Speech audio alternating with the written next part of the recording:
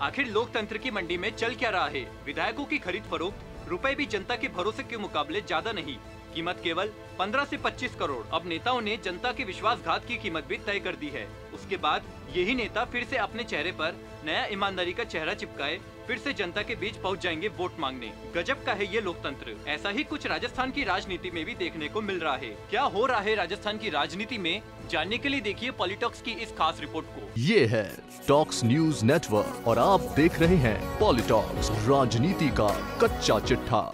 गजब का लोकतंत्र है। जनता अपने नेताओं पर कितना भरोसा करती है, उन्हें विधायक बनाती है और माननीय अपने फायदे के लिए जनता के भरोसे का सौदा कर देते हैं। कितना आसान सा हो गया है जनता द्वारा चुनी गई सरकारों को पैसों के दम पर गिरा देना। यही नेता ईमानदारी का एक नया चेहरा लगाकर जनता के पास फिर से उनका वोट मांगने पहुंच जाते हैं। यह खेल देश में लंबे समय से चल रहा है।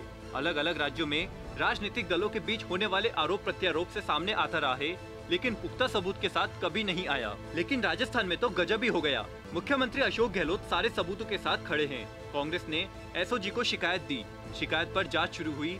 जांच के तहत उप मुख्यमंत्री सचिन पायलट सहित कुछ विधायकों को नोटिस दिए गए। नोटिस तो मुख्यमंत्री को भी दिया गया। नोटिस में सरकार गिराने का षड्यंत्र, विधायकों की खरीद फरोख्त और राजद्रोह की धाराएं हैं। लेकिन नोटिस मिलते ही पायलट का नाराज होना, नोटिस को अपने आत्मसम्मान से जोड़ना और फिर 18 विधायकों के साथ बीजेपी की हरियाणा सरकार के क्षेत्र के एक होटल में चले जाना, कांग्रेस के केंद्रीय नेताओं के द्वारा बुलाने पर भी नहीं आना, बहुत कुछ अपने आप में बयां कर रहा है। अशोक गहलोत भले ही मुख्यमंत्री है, लेकिन वो इतने मुखर नहीं हो सकते थे कि पायलट को उप मुख्यमंत्री और प्रदेश अध्यक्ष पद से विदाई करा दे।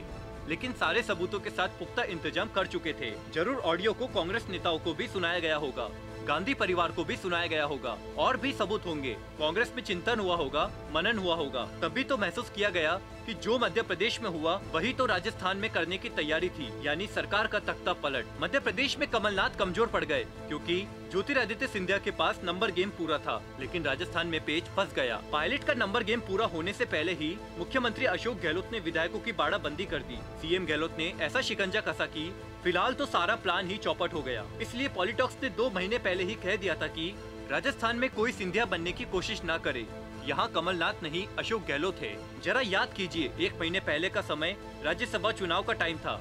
मुख्यमंत्री अशोक गहलोत ने कहा था कि कांग्रेस के विधायकों को खरीदने के लिए 25 करोड़ रुपए तक के ऑफर दिए जा रहे हैं। वहीं सचिन पायलट ने इस तरह की बात को खारिज कर अफवाह बताया था। गहलोत ने उस समय भी विधायकों की मजबूत बाड़ाबंदी करके कांग्रेस को राज्यसभा सीटें जितवाई थी। मुख्यमंत्री गहलोत के अनुसार खेल उस समय से ही चल रहा था।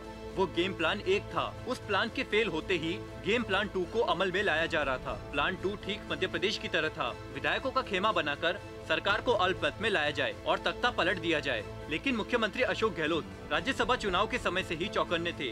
उन्होंने पायलट का ही तख्ता पलट दिया। पायलट क्या थे क्या हो गए, न उप मुख्यमंत्री रहे न ही प्रदेशाध्यक्ष। विधायकी पर भी तलवार लटक रही है। बीजेपी में जाने से मना कर चुके हैं। एसओजी के सामने पूछताछ के लिए भी जाना है। अभी बहुत कुछ होना है। हर दिन कुछ नया सामने आना है। सारे घटनाक्रम से एक बात तो सामने आ रही है कि पायलट के खिलाफ एक के बाद एक लिए गए निर्णयों के पीछे मुख्यमंत्री अशोक गहलोत के पास उनकी सरकार गिराने के इरादे से विधायकों की खरीद फरोख्त के प्रयासों के पुख्ता सबूत है। अगर एसओजी का नोटिस पायलट के आत्मसम्मान की बात था, तो यह नोटिस तो मुख्यमंत्री को भी मिला है। फिर अचानक अपने खेमे के विधायकों को लेकर हरियाणा, जहाँ बीजेपी सरकार है, वहाँ बैठना और भी मामले को संदेहास्पद बना देता है। अब तक 3 ऑडियो जनता के बीच आ चुके हैं। इन 3 ऑडियो में विधायकों की खरीद फरोख्त, सरकार गिराने के लिए नंबर गेम और पहली किस्त का विधायकों तक पहुंचने का जिक्र हो रहा है।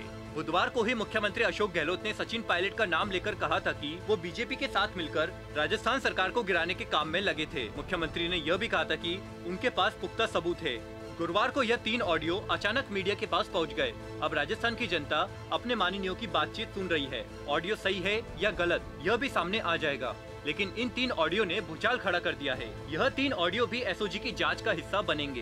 कांग्रेस ने विधानसभा स्पीकर को शिकायत दी थी कि पायलट और उनके साथ 18 विधायकों ने पार्टी व्हिप का उल्लंघन किया है। शिकायत मिलने के बाद स्पीकर ने सभी 19 लोगों को नोटिस जारी कर शुक्रवार तक जवाब मांगा है। वहीं पायलट खेमे ने हाई कोर्ट में इस नोटिस के खिलाफ याचिका लगाई है, जिस पर हाई कोर्ट की डिवीजन बेंच सुनवाई करेगी। जानकारों के अनुसार चूंकि हाई कोर्ट ने इस मामले में किसी भी प्रकार का कोई आदेश जारी नहीं किया है, ऐसे में स्पीकर अपनी कार्रवाई करने में स्वतंत्र है। स्पीकर द्वारा जारी किए गए नोटिस का जवाब नहीं मिलने पर वो चाहे तो पायलट सहित 18 विधायकों की विधानसभा सदस्यता भी समाप्त कर सकते हैं।